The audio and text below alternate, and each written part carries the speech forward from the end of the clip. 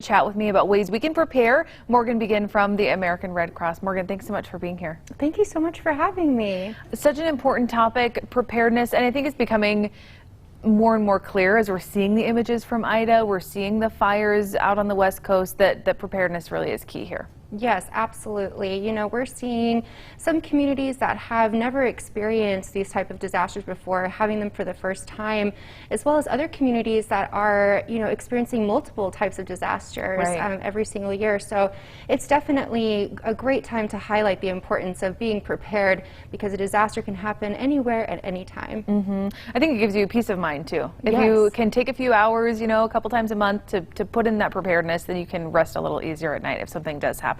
Can we talk about the Red Cross has made it really easy to do that? So the three keys here: get a kit, make a plan, be informed. Can we start with get a kit? What do you recommend? Yes, absolutely. So the first thing that you want to start is building your emergency kit with 1 gallon of water per person per day. You're also going to want to include non-perishable food items, a flashlight, a battery-operated radio, blankets. It's also important to have a first aid kit or medications that you might need, supplies for infants or pets, maps of your area, cell phone chargers, and also some emergency contact information that's in there. So after that, once you kind of have your kit together, it's really important to start thinking about your plan, especially if your family is going to be separated during a disaster, or if your family's been asked to evacuate, what you would do in that instance.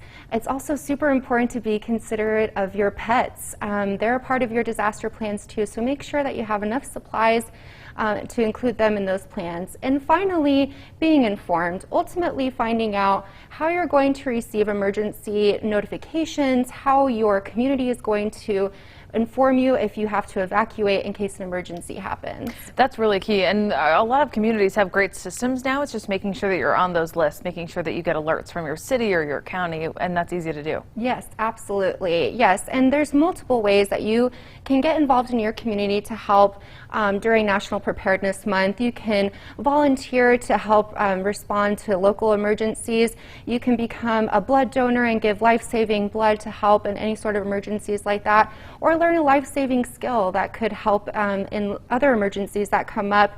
Just ultimately putting that emphasis on preparedness. You can visit redcross.org/prepare to learn more. Your guys' app is also so helpful. You guys have like specific lists of what you should add to those kits for some guidance. Yes, absolutely. So if you just visit redcross.org/prepare, there's going to be information on those emergency apps and kits, things that your families can do today to help prepare for any sort of disasters or emergencies that might happen in the future.